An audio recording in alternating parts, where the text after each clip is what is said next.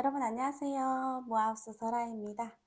오늘은 좀 국제 결혼에 대해서 여러분들과 대화를 나누고 싶은데요.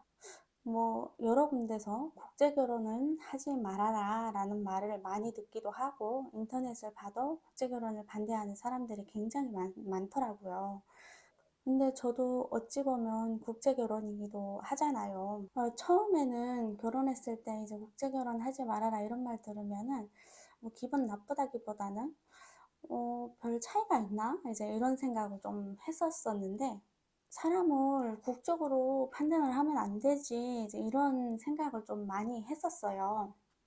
근데 막상 이제 저도 결혼을 하고 보니까 왜 부모님들도 반대하고 주변 사람들도 이제 국제 결혼에 대해서 그렇게 반대를 하는지 조금은 좀 알겠더라고요.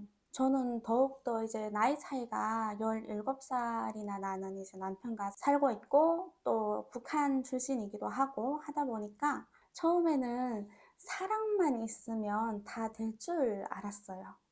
너무 철이 없긴, 너무 철이 없던 시절이긴 했었는데, 근데 막상 현실은 사랑만으로 결혼 생활은 사라지지 않는 것 같더라고요. 진짜 사소한 것부터 너무 다릅니다.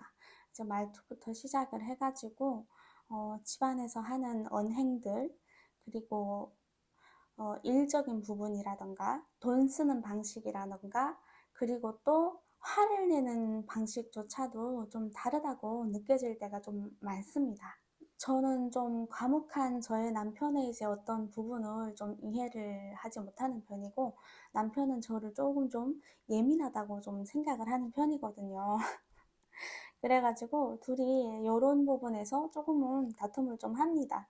근데 국제 결혼이라는 게 또 두 사람만의 문제가 아니잖아요. 가족 문화도 다르고 자라온 환경도 다르고 상식 자체가 다를 때가 굉장히 많습니다. 예를 들어 저는 어떤 행동이 너무나도 당연하다고 이제 생각이 들 때가 있는데, 남편이나 이제 주변 사람들은 그런 부분을 다르게 받아들일 때가 많다는 거죠. 그럴 때마다 조금 좀 세상이 굉장히 많이 다르구나, 자라온 환경이 굉장히 다르구나라는 그 차이점을 좀 많이 느낍니다. 특히 아기를 낳고 나서 좀 더 현실적으로 좀 변한 것 같아요. 연애할 때는 사랑으로 버텨줄 수 있던 것들도 육아 시작하면 체력전이 되거든요. 못 자고 예민해지고 힘들고 그 상태에서 문화 차이까지 겹치게 되면은요, 진짜 멘탈이 무너질 때가 있습니다.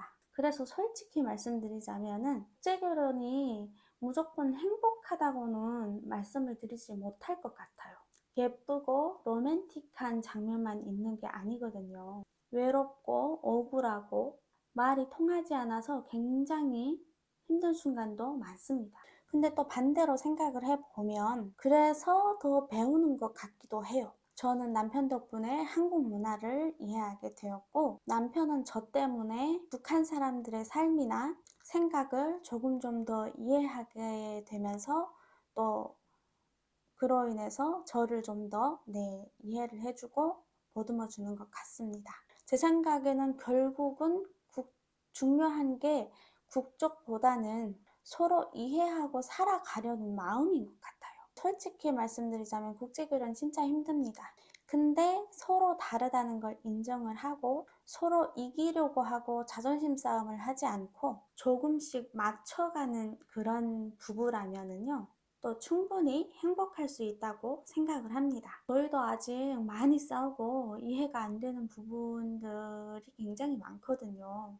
근데 그래도 살아가는 그 이유가 가족이기 때문이죠. 그래서 지금 국제 결혼을 고민하시는 그런 분들께 무조건 하지 말라고도 못하겠고 무조건 해라고도 못하겠습니다. 대신 딱 하나만은 말할 수 있을 것 같아요. 결혼은요, 사랑만 보고 하면 굉장히 힘들다는 거. 상대의 문화, 성격, 생활 방식, 가족 분위기까지 진짜 현실적으로 굉장히 많은 부분들을 생각해 보셔야 되거든요. 그래서 그걸 버릴 자신이 있으면 결혼을 하세요.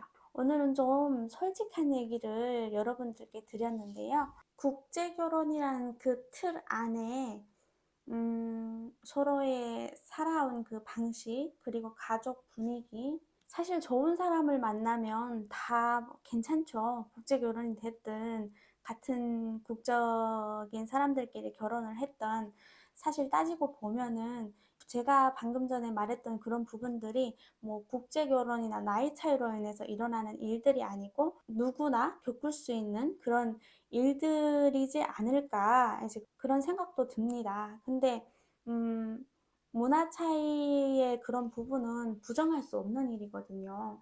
그래서 더더욱 한쪽은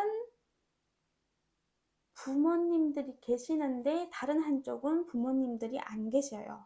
막 그런 경우에는 그 한 부모님들이 안 계시는 그 빈자리를 가진 그런 분들 같은 경우에는 더더욱 국제 결혼 이 틀 안에서 좀 더 힘든 것 같아요. 저 같은 경우에는 저희 어머님이 일찍 돌아가시고, 저는 출산을 해도 친정이라는 데를 이제 가보지도 못하니까 이제 그런 부분에서도 굉장히 외롭고 서운하고 슬플 때가 굉장히 많습니다. 그리고 또 명절 때 같은 경우에는 다들 이제 뭐 우리 아빠, 우리 엄마 막 이렇게 하고 있을 때 결국 이제 시댁에 갔다 오면 그냥 끝나는 이제 그런 부분들이 있고, 나도 엄마 집에 가서 엄마라는 얘기를 편하게 부르면서 정말 엄마가 해준 밥을 먹고 싶을 때가 굉장히 많죠. 그러다 보니까 국제 결혼에서 저는 가장 힘든 게 바로 문화 차이니 뭐니 뭐 이런 걸 다 떠나서 부모의 빈자리가 있는 그 한쪽이 굉장히 외롭고 슬프고 힘들 것 같다. 이제 그런 생각이 좀 듭니다. 이 경우는 이제 제 경우를 얘기를 하는 거고요. 그래서 국제결혼 같은 경우에는 정말 타지에서 와서 그 한 사람만 믿고, 그게 남자가 되었던 여자가 되었던 그 한 사람 믿고 결혼을 하고 아이까지 낳고 이제 살잖아요. 그렇기 때문에 국제결혼을 하신 많은 분들이 서로를 좀 더 많이 이해하고 아껴주면서 살아가는 게 좋지 않을까.